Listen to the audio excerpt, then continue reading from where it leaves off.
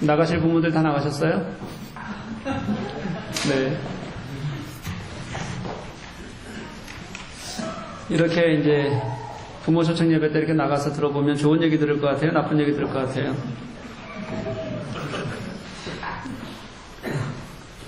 아이들을 키우는 부모들은 다 아시겠지만 원래 형제나 자매들은 잘 안 싸우잖아요. 그렇죠? 서로 얼마나 사랑하면서 잘 챙겨주는지, 이래서 형제 자매가 필요한 거구나. 우리가 아이들 키우면 늘 알게 됩니다. 그렇죠? 애들이 억울한 것도 없고 늘 고맙고 사랑스럽고 서로가. 그렇죠? 네. 저는 그런 가장이 얼마나 합리적인 태도를 가지고 있느냐에 따라 달라진다고 생각합니다. 우리 집처럼요. 근데 저는 어렸을 때 굉장히 싸웠어요, 누나랑. 2살 차이인데 하여튼 피 터지게 싸웠습니다. 그리고 엄청 혼났습니다. 그런데 제가 아니라 누나만 혼났어요. 뭐 이유는 저는 너무 정확하다고 생각해요. 어른들은 이미 잘 아시거든요. 누가 잘못한 건지. 저처럼 착하고 바른 아이가 잘못을 할 가능성은 거의 없습니다. 이 집사님. 제 누이처럼 엄청 자존심도 세고 센 사람이 잘못을 하게 될 가능성이 훨씬 큽니다. 그쵸? 너무 뻔한 거잖아요. 뭐 진짜 여러분들은 하여튼 전혀 동의가 안 된다는 표정과 전혀 대답 안 하는. 네. 그래서 하여튼 누이가 늘 잘못했기 때문에 혼을 더 많이 났습니다. 누나가 돼서 동생이랑 싸우냐, 누나가 그 정도도 못 참냐, 누나가 동생이 이겨서 뭐 할래, 뭐든 누나가 이러니까 굉장히 억울해 하더라고요. 그런데 어느 날은 정말 억울한지 하루 종일 방 안에 들어가서 울던 날도 있었습니다. 안 나와요, 밥 먹으러도. 솔직히 말하면 제가 지금 생각해보면 그때 왜 그렇게 싸웠을까 되게 미안하죠. 제가 생각해도 되게 억울했을 거라는 생각이 들어요, 누나가. 대부분 동생이 누나를 누나로 취급 안 해주니까 싸우게 되는 일들이 많습니다.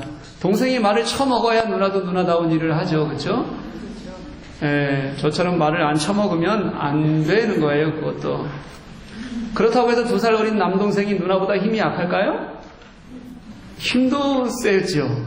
그런데도 늘 까불고 덤비고 동생 때문에 혼나는 게 얼마나 억울하겠습니까? 그 얘기하면 지금도 억울해서 미칠라 그래요, 저희 누님이. 그것도 뭐 진심으로 듣지 마시고요. 네. 오늘 본문의 도마도 굉장히 억울한 사람입니다. 오늘 도마하면 먼저 생각나는 것이 뭐죠, 여러분? 도마하면 그 앞에 늘 별명이 하나 붙어요. 그게 뭔지 아시죠, 여러분? 의심 많은 도마. 이게 도마의 별명이에요, 여러분. 그 별명이 얼마나 억울한지 지금도 도마는 2000년이 지난 지금도 자다가 벌떡벌떡 일어난다는 소문이 들릴 만큼 진짜 억울하다 그래요. 오늘은 도마가 진짜 억울한 사람일까? 아니면 우리가 혹시 잘못 알고 있는 것은 없을까? 그것을 한번 살펴보고자 하는 생각이 들었습니다. 여러분 뒤에 가면 다 아시겠지만 사실 이 도마는요, 오늘 이 도마가 등장하는 이 본문은 그래서 도마에게 하시는 말씀이 아니라 어쩌면 우리에게 하시는 말씀일 가능성이 훨씬 더 크다는 것을 전제하시면서 여러분 한번 들어보셨으면 좋겠어요. 오늘 우리가 그것을 한번 보고 싶습니다. 우리가 아는 대로 우선 도마에게 한번 스포트라이트를 한번 맞춰보죠. 제가 이제 도마에게 맞추라는 것이 아니라 이 성경을 읽으면 당연히 우리는 도마에게 눈이 가도록 돼 있어요. 그래서 우리가 한 눈으로 쭉 다 모아서 도마가 어떻게 하고 있는지 한번 보자는 거예요, 지금. 이렇게 도마가 어떻게 하고 있나 보면 우리가 쉽게 빠지게 되는 함정이 있는데 그게 뭐냐면요. 도마는 지금 뭘 하고 있지? 그래서 도마의 잘못은 무엇이지? 이것에 우리가 집중하게 될 가능성이 굉장히 큽니다. 그러니까 우리는 아주 간단하게 단정해버립니다. 도마는 의심이 너무 많은 사람이었어. 그리고 그렇기 때문에 도마는 예수님에게 책망받은 거야. 우리는 이렇게 쉽게 단정해버리고 만다는 거죠. 그런데 그게 맞는 말일까? 우리가 말씀 속으로 좀만 더 깊이 들어가 봤으면 좋겠어요. 여러분, 예수님이 죽으실 때 예수님이 다시 부활하실 것이라고 믿었던 사람이 있었을까요? 여러분이 알고 있는 한 있으십니까, 혹시? 없습니다. 그것을 어렴풋이라도 깨달았던 사람도 없습니다. 다시 말하면 무슨 얘기냐면 예수님이 부활하셨다는 것은 누구라도 의심할 수밖에 없는 사건이었다, 이런 뜻이 됩니다. 도마 외의 제자들도 사실은 마찬가지였어요. 요한도 무덤에 달려가서 무덤 속의 상황을 놓고 봐서야 예수님이 부활하셨구나 라는 말씀을, 그것을 믿게 됐어요. 그 사람이 가서 제자들에게 말했을까요? 말하지 않았을까요? 당연히 가서 말했겠죠. 그런데 본문 어디에도 그 이후에 제자들이 요한의 말을 듣고 믿었더라, 이런 말이 없어요. 그리고 무덤에 남아있던 또 다른 사람 막달라 마리아가 부활하신 예수님을 만났어요. 예수님이 그에게 가서 제자들에게 전해라 말씀하셨고, 그가 가장 먼저 뛰어가서 그녀가 전했던 것이 제자들이었습니다. 그렇게 부활을 전했어요. 그런데도 제자들이 부활을 믿었다는 그런 말씀이 성경에 나오지 않아요. 그리고 나서 나중에 성경은 이렇게 기록합니다. 제자들도 예수님을 보고서야 믿었더라. 그것도 예수님께서 당신의 손과 옆구리를 직접 오셔서 보여주시고 나서 그들은 기뻐했다. 이렇게 성경이 기록하고 있다는 겁니다. 여러분, 여기까지 한번 보죠. 그럼 도마와 제자들이 다른 게 있습니까? 없습니까? 없죠. 그러니 예수님을 만나지 못한 도마가 그 속에 완고함을 가질 수밖에 없었던 것은 어쩌면 당연한 일인지도 모른다는 거예요, 여러분. 그럼 이제 진짜 도마에게 조금만 더 한번 속으로 들어가서 살펴볼까요? 도마는 예수님의 죽으심에 분명히 충격을 받았을 겁니다. 우리가 제자들 중에서 열정이 대단한 사람 하면 우리는 베드로를 꼽잖아요. 근데 도마도 만만치 않게 열정이 대단한 사람이었어요. 요한복음 11장 16절 말씀을 보면 예수님이 이제 나사로를 살리기 위해서 유대 땅으로 들어가려고 하시는데 제자들이 다 말려요. 왜냐하면 거기 가서 돌을 맞으려고 죽을 고비를 그렇게 넘기는데 왜 위험한데 가십니까? 그때 도마가 하는 얘기가 이거예요. 디두모라 하는 도마가 다른 제자들에게 말하되 우리도 주와 함께 죽으러 가자. 도마가 비겁한 사람 아닙니다, 여러분. 열정이 넘치던 사람이었어요. 그렇기 때문에 예수님께서 죽으시자 그는 더 그 마음속에 아마 절망이 훨씬 더 컸을 거예요. 너무 아픈 겁니다. 허망하게도 어떻게 손 써볼 시간도 없이 그 십자가 사건이 일어나 버렸어요. 순식간에요. 그 이후 그에게는 모든 시간이 당연히 혼란스러운 그런 시간이었을 겁니다. 너무도 당연하지 않아요? 도저히 나는 갈피를 잡을 수가 없다. 나는 절망에 있다. 이렇게 절망을 경험하는 제자가 이제 내가 더 이상 흔들리지 않았으면 좋겠다. 이렇게 휘몰아치는 것 같은 광풍 속에서 두려움 속에 있는 이 시간에도 나는 휩쓸리지 말자. 여러분, 부활을 믿지 못하겠다는 것이 아니라 내가 그 예수의 부활의 증거를 내가 직접 확인해야겠다. 이게 도마의 마음이었을 거예요. 저는 충분히 이해가 가요, 여러분. 그런 도마에게 예수님이 나타나셨어요. 이날은 예수님께서 제자들에게 나타나신 이후에 정확히 일주일이 지난 그 다음 안식일, 두 번째 안식일 그 다음 날이었어요. 우리가 일주일에 한번 이 교회에 모여서 예배를 드리듯이 똑같이 일주일 만에 지금으로 얘기하면 주일날 나타나신 거예요. 그리고 이야기를 보면 이 예수님은 그 일주일 전의 사건을 그대로 복사에다가 딱 갖다 놓은 것처럼 그렇게 동일하게 나타나셨어요. 바뀐 거라고는 예수님과 10명의 제자들이 있던 것, 그리고 지금은 예수님과 도마, 제자들이 주위에 있기는 있지만 그 사람들은 들러리예요. 예수님과 도마에게 모든 것이 맞춰져 있는 것, 이거로만 바뀐 것뿐이에요. 정말 똑같이 대자뷰를 하듯이 나타나셔서 가운데 서셨고, 그리고 그들에게 말씀하세요. 너희에게 평강이 있을지어다. 그리고 도마에게 눈을 돌리시는 거예요.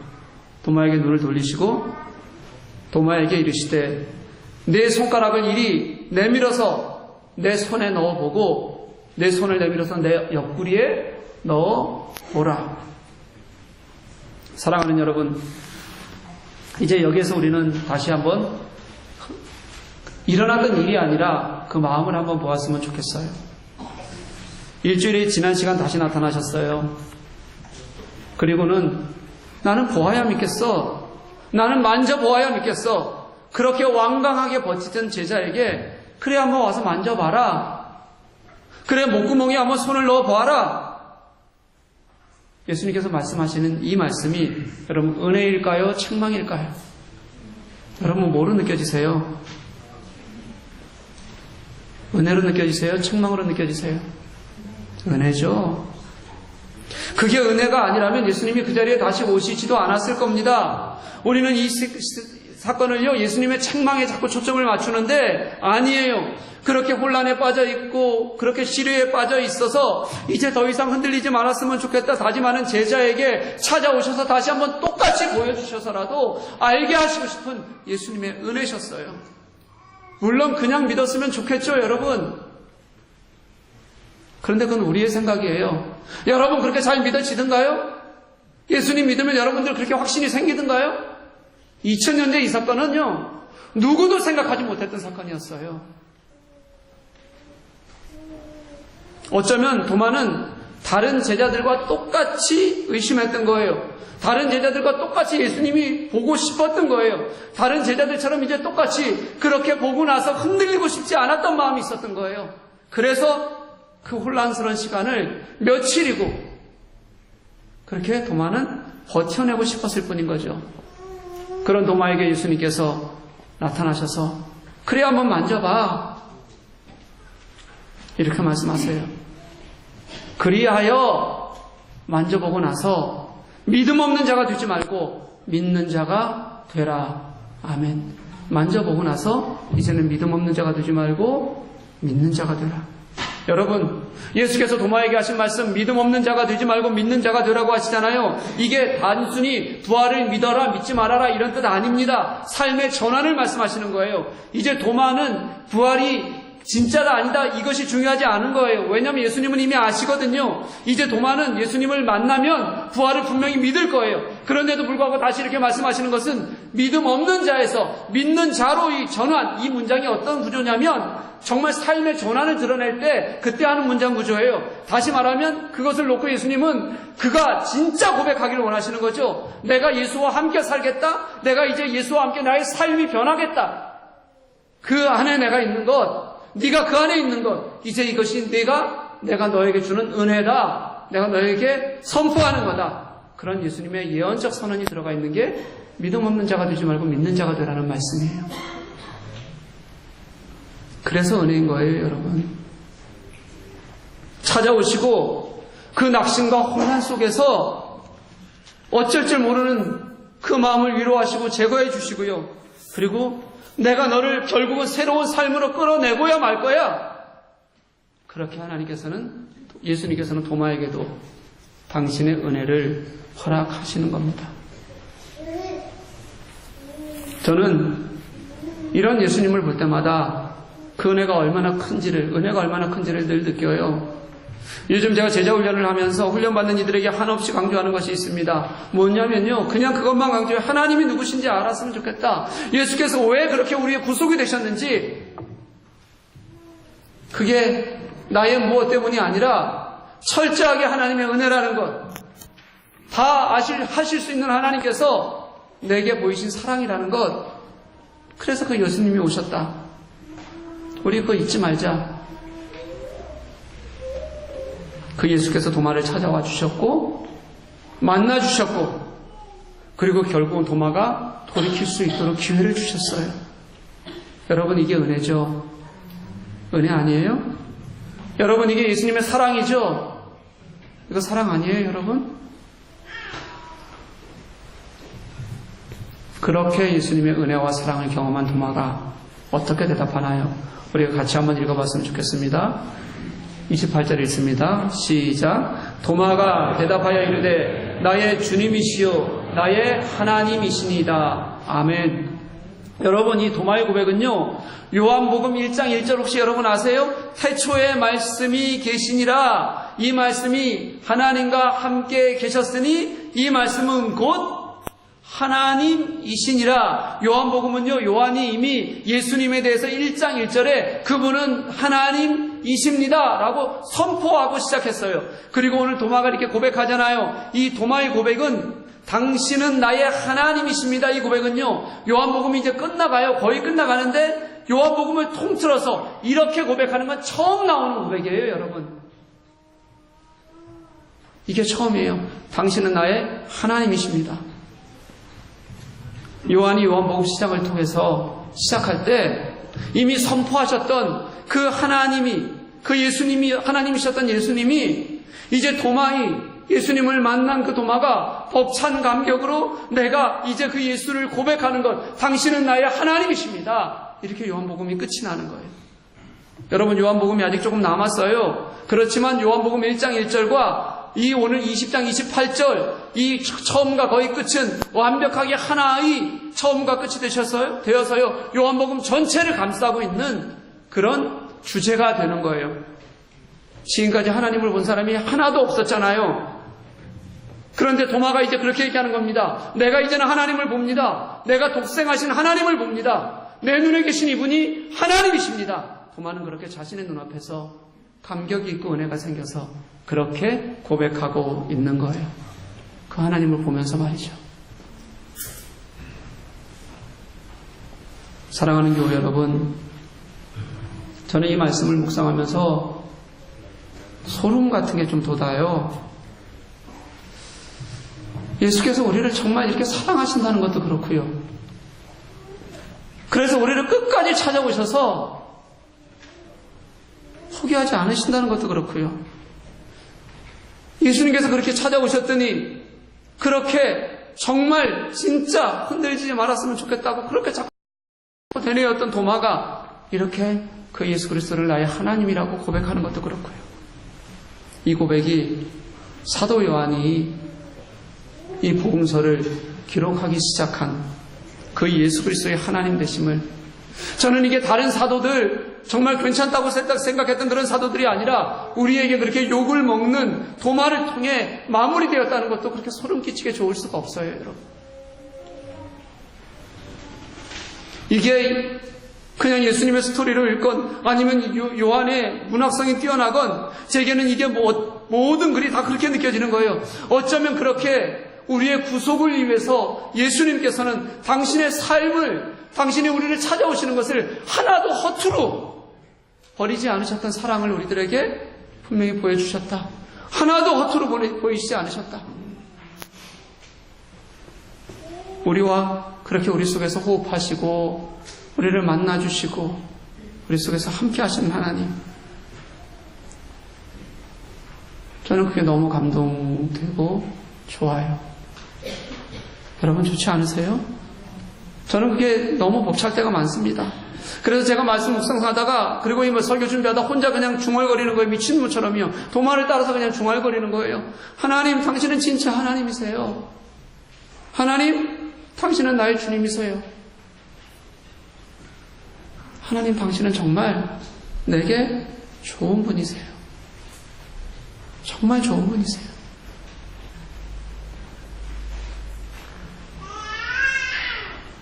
그리고 나니 말씀이 얼마나 더 깊이 와닿는지를 경험하게 되는 거예요. 그래서 오늘 도마에게 하시는 말씀이 바로 나를 향한 하나님의 사랑이구나, 29절을 보면서 정확히 이해하게 돼요. 같이 한번 읽어볼까요?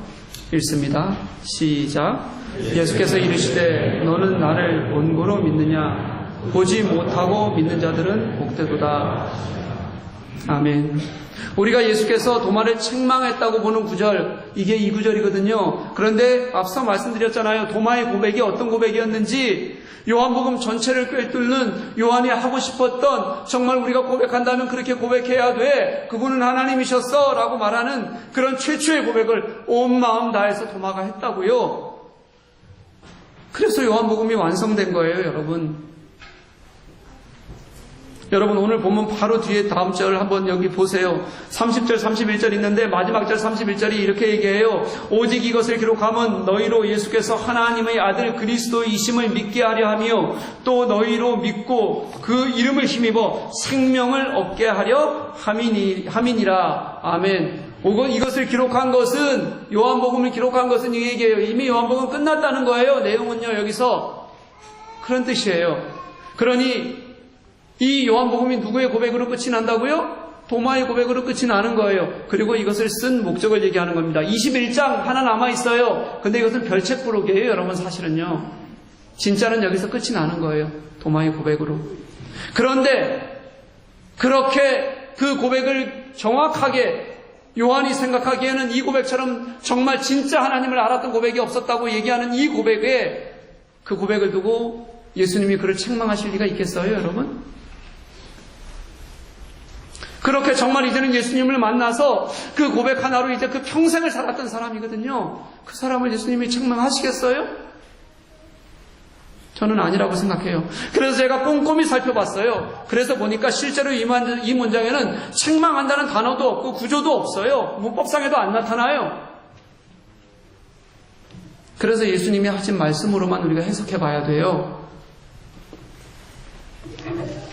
그래도 이게 말투가 그러니까 우리가 진짜 책망이라고 본다면 아마 아주 부드러운 책망일 거예요. 부드러운 책망. 그게 아니라면 실제로는요.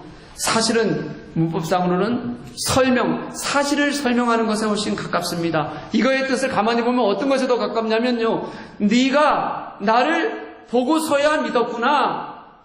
이런 말이에요. 이게 사실은요. 네가 나를 보고서야 믿었구나. 그리고 그 다음 그렇지만 보지 못하고 믿는 자들은 복되도다. 도마에게 하는 책망 같지만요. 이런 거예요, 여러분. 도마를 보면서 말씀하시는 거예요. 네가 나를 보고서 믿었구나. 그리고 나서는 시선을 우리들에게 돌리는 겁니다, 이제. 우리들에게 시선을 돌리고 이렇게 말하는 거예요. 너희들 들어라. 보지 못하고 믿는 자들은 복되도다. 믿는 자들 이렇게 얘기하잖아요. 그렇죠? 이게 이미 복수예요. 도마가 아니라 누구에게로 넘어갔다는 거예요. 시선이 우리에게로 넘어갔다는 뜻입니다. 여러분 이게 무슨 뜻인지 알겠어요? 한번 생각해 보십시다. 이제 예수님은 승천하실 거예요. 예수님이 승천하신 다음에 누구도 예수님을 직접 볼 수 있는 사람은 이제 승천하시고 나서는 없어진다는 거예요. 그렇게 예수님을 나는 직접 예수님을 만나서 사도 되었다고 고백했던 그래서 전도여행을 다녔던 바울도 예수님의 육신을 직접 본 사람은 아니었어요. 예수님이 승천하시면 그 이후 누구도 직접적인 증거로 예수님을 만날 수는 없습니다. 그래서 예수님께서 하시는 말씀이 참으로 축복받은 말씀은 이제 이것이 불가능한 시대에 육체의 증거가 너희 속에는 없어요. 그럼에도 불구하고 그 증거가 육체의 증거가 없어도 믿는 자들은 복받은 사람이야. 우리에게 그렇게 예수님의 직접적인 증거로 나타나지 않아도 우리에게는 이제 말씀이 그 직접적인 육체의 증거가 되셨고 그리고 성령께서 우리의 삶의 증거가 되셔서 우리가 직접 보지 못해도 이 생명력 때문에 우리가 이것 때문에 예수를 믿을 수 있는 게 얼마나 기쁜 일인지 복된 일인지 예수님은 알고 계셨다는 거예요. 그래서 말씀하시는 거예요. 나를 보고 믿는 것이 아니다. 이제는 보지 않고 믿는 자가 복되도다. 예수님이 승천하시면 누구라도 그렇게 믿어야 되거든요. 보지 못하고. 그래서 도마에게 하는 말씀이 아니라 우리에게 시선을 돌리고 하시는 말씀인 것이 분명한 거예요. 그래서 이것은 우리들에게 분명히 가르치시는 말씀일 뿐만 아니라 우리에게 선언하시는 예언적 선언이에요. 이제는 보지 못하고 믿는 시대가 온다. 너희들 그때 내가 주는 이제 이 말씀으로 내가 너희들에게 선물로 주는 성령으로 그렇게 너희들은 서서 나를 믿어라. 지금 우리는 이 부활 사건을 보면서 이게 얼마나 역사적인 사건인지 보았어요. 그래서 이것은 정말 우리가 어떻게 해서도 이것은 역사 속에서 버릴 수 없는 진짜 사건이다. 그렇게 이제 요한이 말하고 싶은 것을 넘어서 예수님께서는 우리들에게 이미 도마를 회복시켜 주시고 그리고 시선을 돌려서 우리를 보고 계시며 우리에게 믿음을 우리의 회복을 도마와 동일하게 우리가 그렇게 고백하기를 원하는 마음으로 우리를 찾아와 말씀하시고 계신다는 거예요. 여러분, 우리가 요한복음을 굉장히 오래 읽어왔습니다. 우리 교회 등록하신 지 1년 안 되시는 분들은 우리 교회는 요한복음만 한다고 생각하잖아요. 2년 되신 분들도 우리 교회는 요한복음만 한다고 생각해요. 이 요한복음을 보면 보는 것과 믿는 것을 연결시키는 것이 굉장히 많아요. 최근 몇 주만 보더라도 요한이 보고 믿었더라. 오늘 말씀만 보더라도 도마가 보고 믿었더라. 그런데 예수님께서는 이제 이것은 그들의 경험으로 남겨두고 예수님의 선언을 통해서 이것을 역전시키시는 거예요. 보고 믿는 것이 아니라 이제는 믿음을 통하여 보는 것이다. 아멘. 우리는 육체로 예수님을 볼 수 없지만 이제는 우리는 믿음으로 예수 그리스도의 영광을 보고 사는 사람들이다. 너희들은 믿음으로 예수 그리스도와 동행하고 믿음으로 그의 삶을 함께 걷는 사람들이다. 우리들에게 그렇게 전환시켜 주시는 거예요. 여러분, 요한복음이 특이한 게 너무 많아요. 요한복음에 보면 믿음이라는 단어가 되게 많이 나오는데요. 원어에 믿음이라는 명사를 쓴 것이 한 곳도 없어요. 단 한 곳도. 그런데 대신 믿다라는 동사의 변형으로 쓴 것은 약 100여 번 가까이 나와요. 신기하죠? 요한에게 있어서 믿음은 추상적인 것이 아니라는 겁니다. 요한에게 있어서 믿음은요, 실천적인 거예요. 실제하는 힘입니다. 믿음이라는 단어 뒤에 가장 많이 나오는 전치사가 뭐냐면 into예요. into. 뭐냐면 어떤 곳으로 들어간다는 거예요. 믿음이 누구에게 들어가는 거예요? 예수 그리스도께로.